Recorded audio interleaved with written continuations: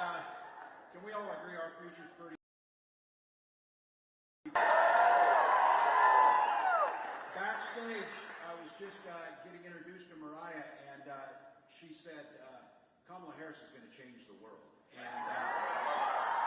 that inspiration in our young people who we know are our future was something else. So Mariah, thank you. And beautiful lakes, blue whales, all the things in Michigan. It's not as if you don't have it all, and then you have Gretchen Whitmer on top of it.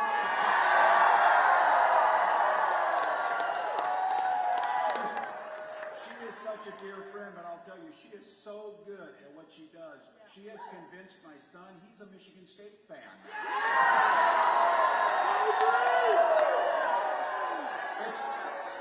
It's terrible politics for me, but he is true blue, or he is true green over there. So, look, you got an incredible delegation, and we know some of these races are going to be close, but back.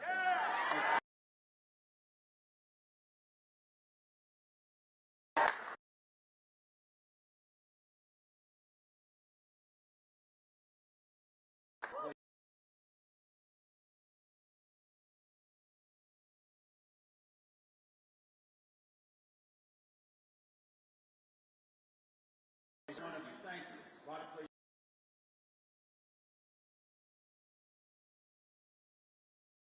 School, you chose to be here.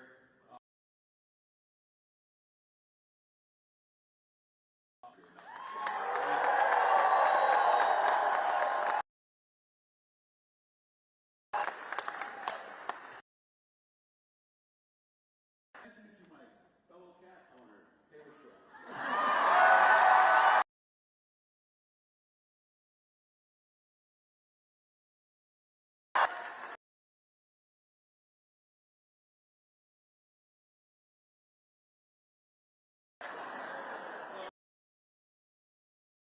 Couldn't be more excited to have her support. Really great. So, look, it's not as if I didn't warn these guys a few months ago. You mess with cat people and you will find out. Beautiful strategy there, picking on the cat people. So, look, all of you are here, but how can we not start with the debate? How can we not start? Look, what was so clear about it was, and again, debate. How can we not start with the debate? Look, what was so clear about it was, and again, not surprising, but there was one person on that stage who should be the next president of the United States. One person.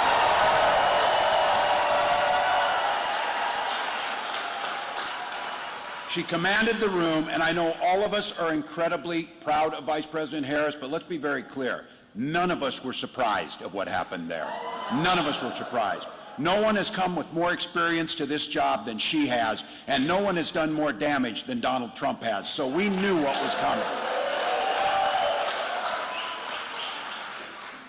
And no pun intended, from the get-go, she had the upper hand. Walking in, giving the handshake. Look, it says something about character. We talk about this often. Shake hands. And when you lose, which he did last time and which he will again, you shake hands and walk away. So I got asked right after the debate, do you think we should do another one? And I said, hell, every day we should do another one. Of course. Well, it's not going to happen because Donald Trump confirmed today he's not doing another one. So give him a little break. That one left a mark. That one left a mark. So he's with it. So look, who he was on full display the other night. His true colors were out there. Not just his makeup. Not just his makeup. So if I heard somebody say, if you want to know in a debate who's winning or whatever, turn the sound down, and you would have sworn that was a nearly 80-year-old man shaking his fist at clouds. That's what it looked like. So look, this guy has spent his entire life focused on himself, obsessed with the past, and the thing that is unforgivable, rooting against America and America's people, which he's done consistently.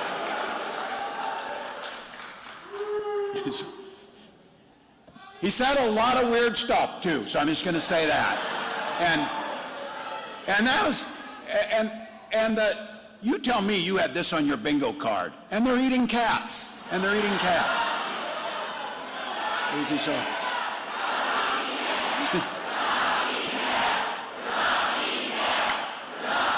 Oh, Michigan, we love you. Look, and it would be funnier too if it wasn't so dangerous, but I want to be clear about this guy. Last week, he did one of these fake town halls where he gets one of the Fox News people to ask him questions that he knows, and then he answers on this. But what was so fascinating about that was, in that amount of time that he was there, and you should go see this, it's really something to see. In that little interview he did, 11 times he reassured the people there that he was not weird. Now, yes, some of you picked up on this. If you need to remind people 11 times you're not weird, you might be weird. There you go. So look, but it's what he didn't say that was probably the most disturbing of the night. Trump refused to say that he wants the brave fighters in Ukraine to win the war in protection of democracy. It's a pretty low bar. That's a pretty low bar when he got asked that question. The other thing he refused to say was, he refused to say if he would veto a national abortion ban. Well, you know why he refused to say, because you know exactly what he would do. Look, they don't trust women, and women don't trust them. That is that simple. That is that simple. But for all of us, that old saying of the frog in the boiling water, whatever, don't allow ourselves to get this way. The most damaging thing that he wouldn't say is he refused to acknowledge he lost the last election. He refused to condemn the January 6 criminals who attacked the U.S. Capitals and our democracy. But in the anger that he got into as the poise and dignity and the sharp retorts from Vice President Harris, he lost some of that composure in there. And when he was referring to those rioters, and go back and make sure you'll see this again, I'm sure, he said, "We did nothing wrong." He didn't say they, he said we. And then at the end of this thing, you watched 90 minutes. You watched, like, beat him at the ballot box, beat him at the ballot box. We have got the opportunity, people, what he didn't say, and this is the difference. And look, there's a lot of reasons, my God, too many to list the time we're here, a lot of reasons this guy shouldn't get anywhere near the White House again. But we have a responsibility, and Ken, to tell people what the alternative is, because what he did not do, he did not say one thing what he would do to make life better for the American people. Not once. Remember, after he came down his golden escalator, he said this would be easy. This would be easy. I would have a health care plan on day one. That was 9 years ago. But look, it's progress apparently. He has the concepts of a plan. I taught high school for 20 years. Every one of my kids,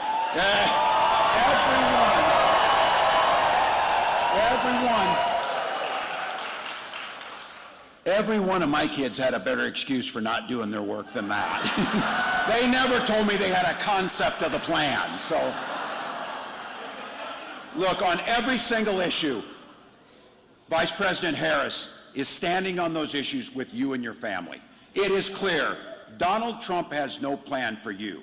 His agenda is about him. And the thing is, I will say this, while he didn't articulate it the other night, they've made it easy for us to know what they're going to do because they wrote it in a 900-page document called Project 2025.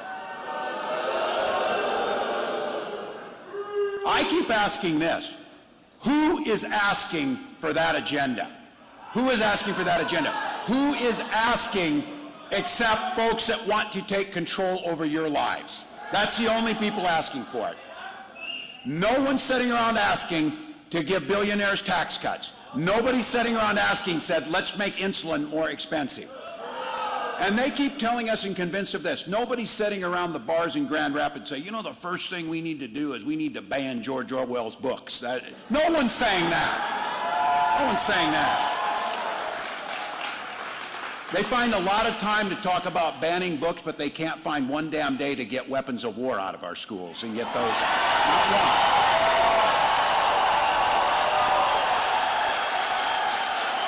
But look, what I was most proud of in this, why Donald Trump spent the entire time whining about himself, talking about his problems, Kamala Harris spent her time talking about you and the way forward, talking about the future. This guy is stuck in the past. She's focused on the future of this country, the bright future that each and every one of us get to partake in. So look, she took him to task, and we can't say this enough. She prosecuted the case against him. But what I am so proud to be part of this ticket, I'm so proud to be in a room like this, under a whale, by the way, which is quite awesome, on a Thursday night, thinking about the direction of our country. What I am most proud of is, because of all the things Donald Trump has stolen and all the things he did, what is unforgivable is him stealing our joy. So here's the thing. Kamala Harris is bringing not only solutions that focus on you, she's doing it with a smile and joy on her face.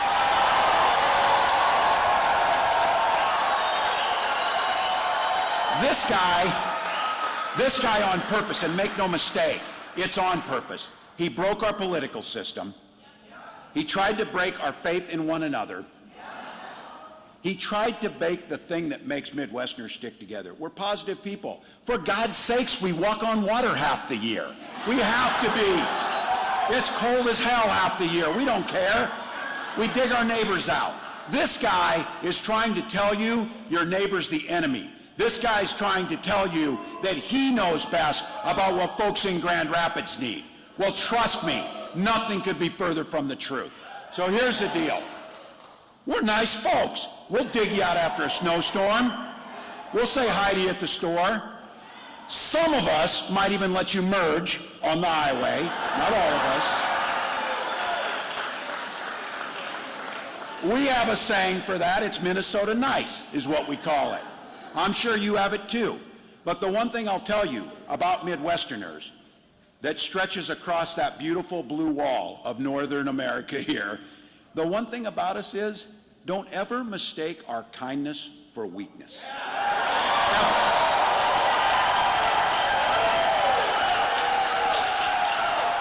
So, for all of you in here are teachers, it made me an eternal optimist, but it also made me understand. I supervised the lunchroom for most of those years I taught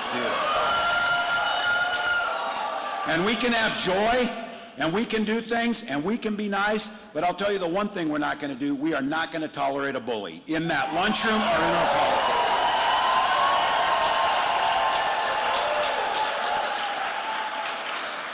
And again, I'm going to go back to this. Kamala Harris has a lot of practice on putting bullies in their place, and the one thing I want to be clear about is, coming back to, no one should have been surprised by how she performed on that debate stage. From her time as a prosecutor, to her time as a county attorney, to her time as the Attorney General of the largest state in the nation, to her time as a United States Senator, to her time as our Vice President. Every day. Every single day, putting the American people first.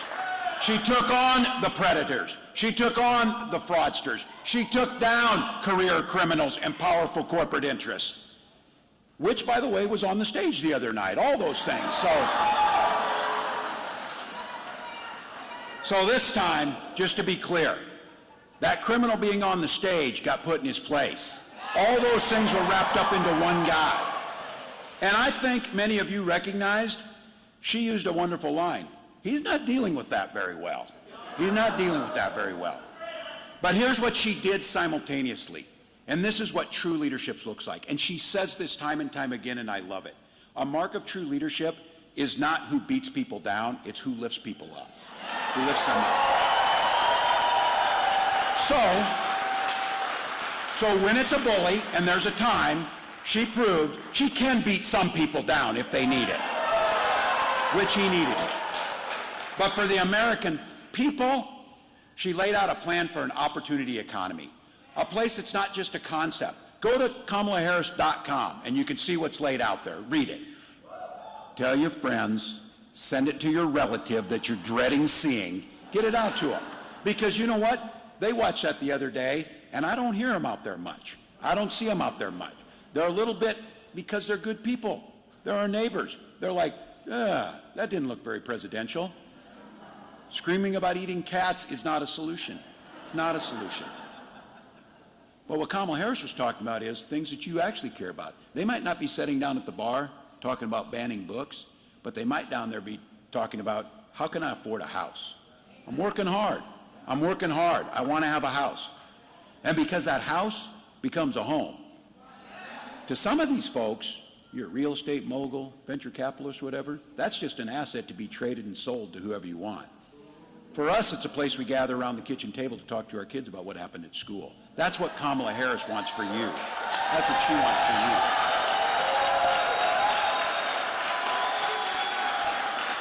She knows that folks are being squeezed on grocery prices, but let's all be very clear here, folks. You know this in Michigan. I'm a Minnesota guy. Those of us who've been on farms, farmers are getting $3.90 for a bushel of corn and barely $10 for soybeans. They're not getting rich. Somebody in the middle's taking a cut for not growing the corn, not processing the corn, not doing anything. She's talking about price gouging that's illegal in 37 states already and should be illegal across the country to gouge prices.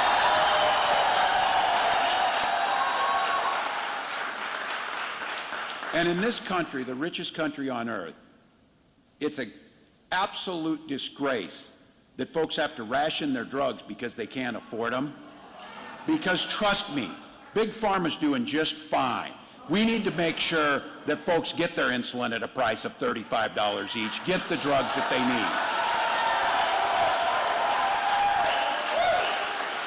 need. And you know what's really interesting? Because Gretchen Whitmer proved it. You can see this. We did it in Minnesota. Kamala Harris wants it for the country. You take care of workers. You make sure folks can unionize. You make sure folks have money.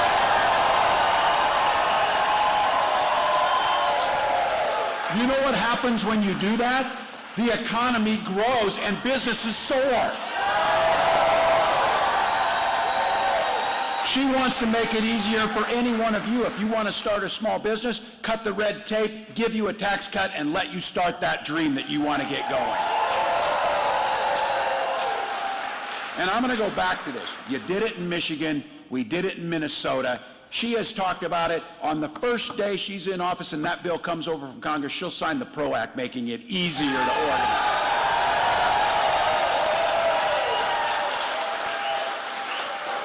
That ability to collectively bargain. You know, we did something in Minnesota that I'm like, maybe we ought to do everywhere, is we also made it against the law in Minnesota to have employers put you in a room and give you anti-union propaganda.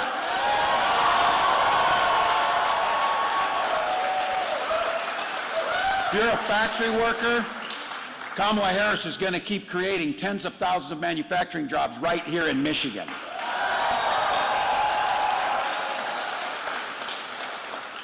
And by the way, well, the Trump administration, even if you don't count the jobs lost under COVID, Kamala Harris and Joe Biden created 6 times more manufacturing jobs than Donald Trump ever did. And for governors, we got to get things done. Your governor here made it clear, because of what Kamala Harris was able to do, you're able to have your governor show the rest of the country how to fix the damn roads. And that's something that happened. Historic investments, historic bipartisan investments in infrastructure. And no matter who you are, and this is fundamental, Kamala Harris is out there fighting to make sure you have the freedom to make the choices about your life and your family, not government. Some of you are old enough to remember when Republicans used to talk about freedom, they meant it. Not these guys. This means the government should be free, invade your doctor's office, invade your school library, even invade your bedroom. Let me say this too. It is weird as hell to think about other people's bedrooms. It is weird as hell. So look, we in Minnesota and Michigan across this country, we respect our neighbors for their personal choices. We might not make them. We might not make the same choice, but we respect them. That's for you to make, for me to make. In Minnesota, I've talked about this, and I think this is a national golden rule because I've talked about it. You know how society works best is when you mind your own damn business, things work better. Things work better. So we'll continue to talk about freedom, that people make their health care decisions, not politicians.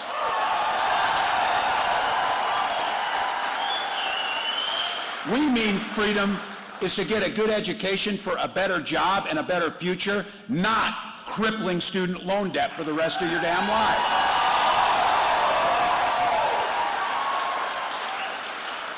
And they don't want to talk about it, they want to avoid it. Freedom means our kids being able to go to school without being shot dead in the halls.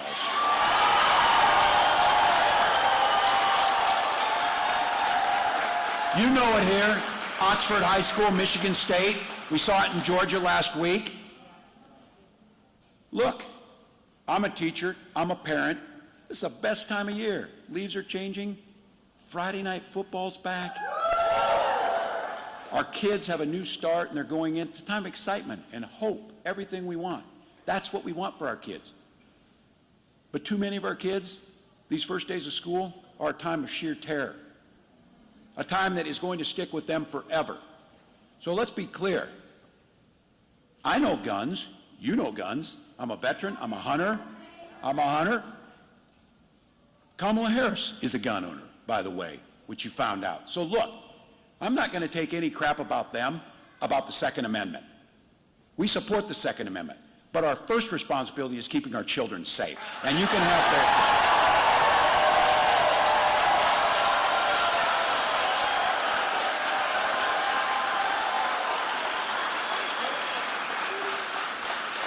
Watch how quickly they move on and they don't remember names. Oh, they remember names in certain incidents, what they want to try and politicize things. But they don't remember the names of the innocents who die. And Donald Trump actually said, when he got asked about this, he got irritated. He said, look, people just need to get over it.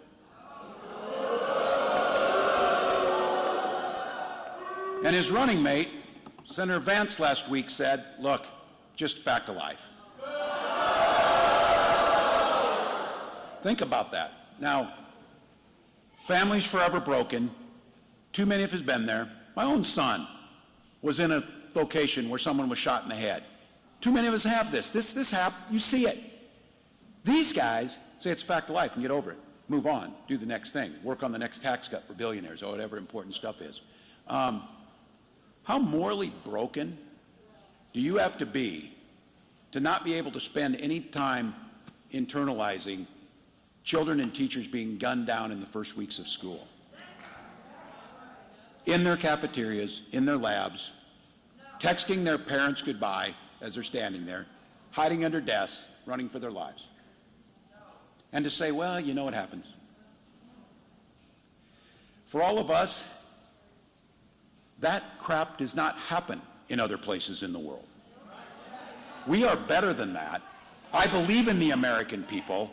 We can hold two thoughts at the same time and make sure that we say what Vice President Harris said last week, it doesn't have to be this way. It doesn't have to be this way. Look, Michigan, you know it, I know it. We cannot have 4 more years of that nearly 80-year-old man yelling at people to get off his yard, screaming about cats, and looking out for himself. He cannot go back, because when he goes back this time, the one thing I do believe that he said, this time it will be much, much worse.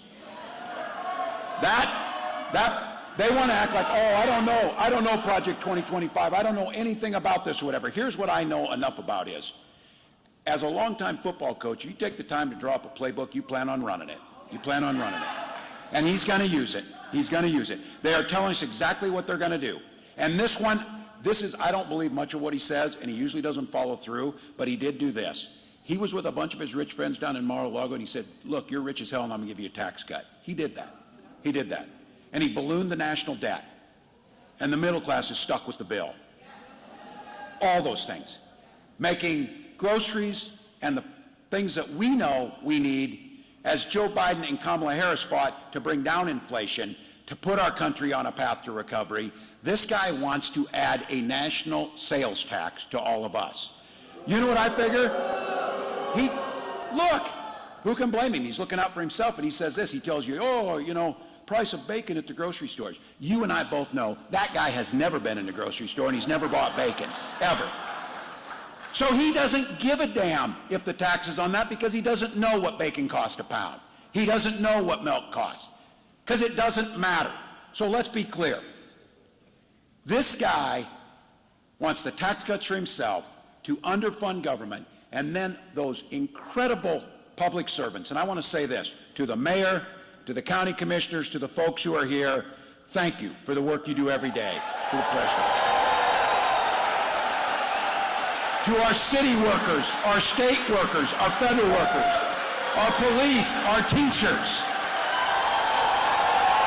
our firefighters, and our military.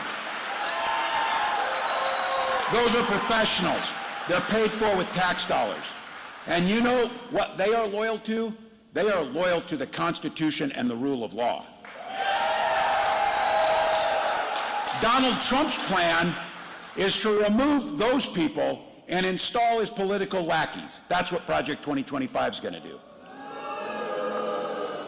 So in a health emergency, like in Minnesota, instead of being able to depend on the CDC and people from the Mayo Clinic, we can listen to Donald Trump about drinking bleach and trying to find a way to stick a UV light in ourselves.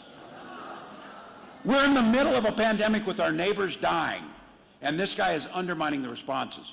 Take that across all of government. That's Project 2025. So look, again, wouldn't answer the question on banning abortion.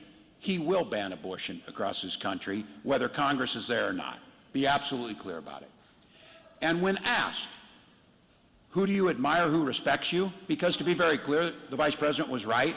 I traveled to our friends and our ally countries, whether it's Australia, whether it's Great Britain, whether it's France, whether it's Canada, whether it's Mexico. They're laughing at this guy. They don't trust him. He's weak. He's weak and can't follow through. But you know, when he was asked who looks up to him? Viktor Orban, Vladimir Putin, Kim Jong-un. This stuff would be unbelievable to have as a political attack ad if it hadn't come out of his mouth on a debate stage, and he was proud of it. He was proud of it. Kamala Harris was able to, within a matter of a few seconds, use this guy's inflated ego and narcissism to bait him into melting down on a national stage in front of 60 million.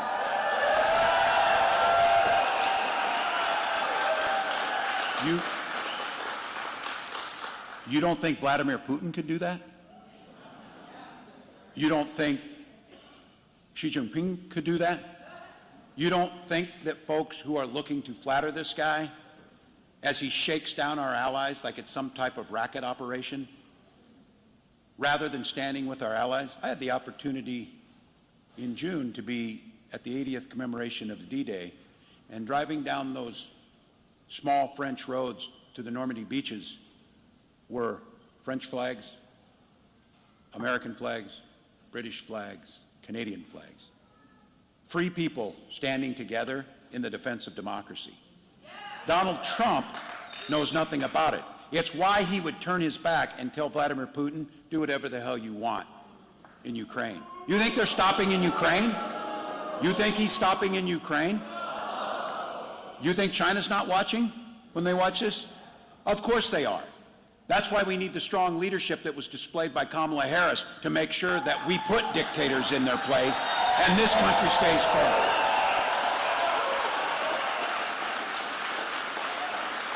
Look, our allies are worried, but they're also hopeful, just like you. They've seen the leader stride onto that stage. So they would maybe say, I don't know whether to laugh or cry, but just like you're doing it, we're channeling it into joy and action. We're making sure that we have that rare chance in this election to turn the page on this guy, to end it once and for all. So look, we can choose a new generation of leadership, a positive, joyful, all-encompassing future that this great nation has been founded on. We can do that.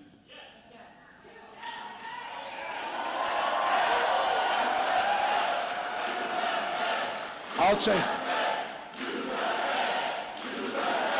and what is so beautiful about that and about Kamala Harris, we were on the bus touring some of these states, and we were getting off at a rally where there was supporters there like this, and they were holding up signs.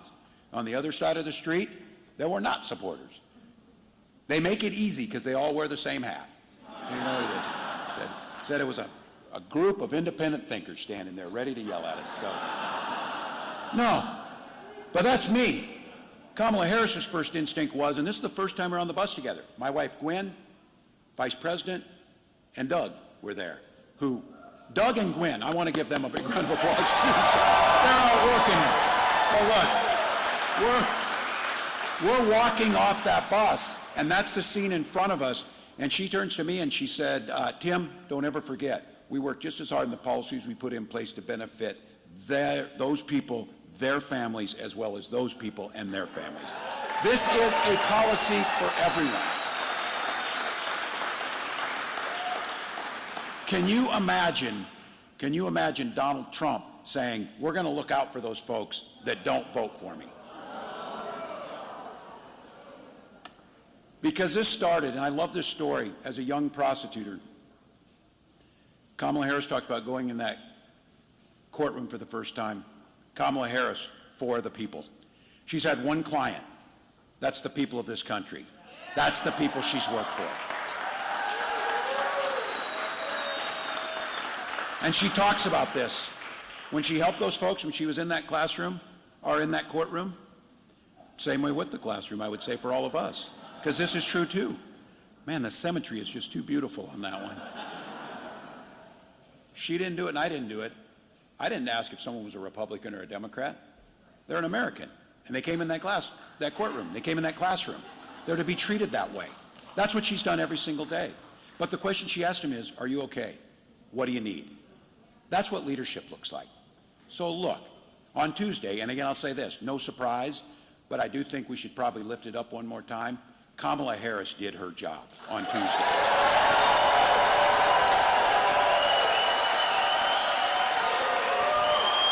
Now, Michigan and Grand Rapids, we need to do ours. We need to do our job. Look, the way our country is, I'll go to my grave maybe not understanding it, but you know what? There'll be a time to think about that later. This is going to be a razor-thin election. We're still the underdogs in this thing. But here's the beautiful thing. We get the opportunity to affect that outcome.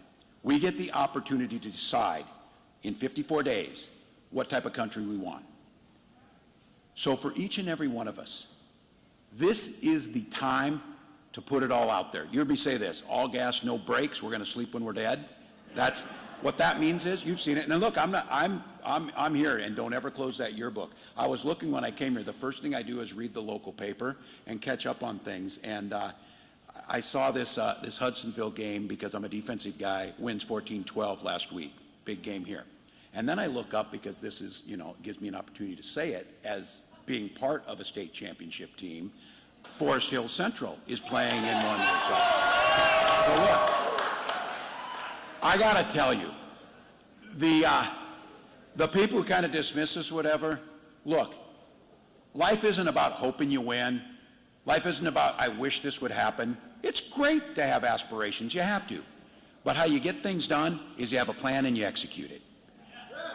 The plan to win this thing is we've got the best candidate that we could ever have in Kamala Harris.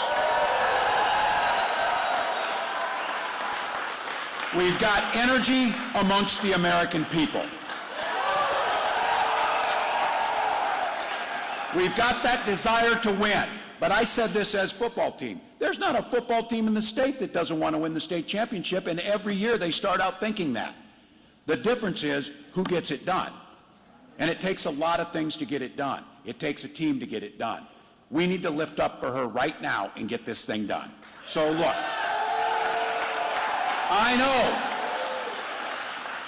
know, my God, you came on a Thursday to listen to a guy from Minnesota while you stood under a whale way in the back of the room. Again, because you love the country. Because you know you're part of this. It's not hyperbole. The presidency of the United States and the future of our democracy could very well go right through this room in Grand Rapids. That's how important Michigan is.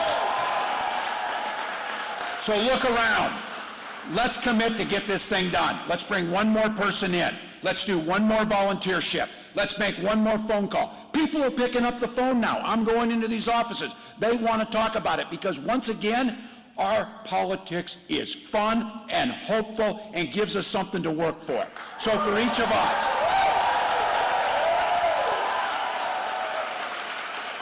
don't buy it that she won because she won the debate. If these elections were about having the best ideas and the best candidates, we'd win every damn race. We always have better ideas and better candidates. But that's not what wins races. What wins races is people who care enough to get on the ground and get the work done and take that debate performance, take those resources that have been out there, take that energy and funnel it down into voter contact, get out the vote efforts, and ballots. And ballots. So I'll tell you what, last time I was in Michigan, we were in Detroit, and there was a massive crowd in the hangar. And Donald Trump said, oh, no, it's just AI. I'm sure he'll say the same about this. AI whale. Okay, I'm obsessed with the whale. I love it. So, but look, what I say is, let him say it. Let him try and tell that. We've got 32 field offices over here and tens of thousands of volunteers out working. We're doing the work.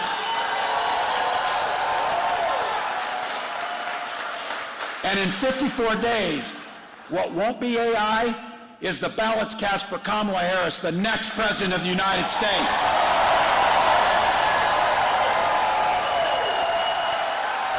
So Grand Rapids, let's work together. Let's chart that new way forward. Let's do it because we believe in the promise of America. And as you know, the Vice President tells us it, and it is so true. When we fight, we win. When we fight, we win. When we fight, we win. Thank you, Grand Rapids.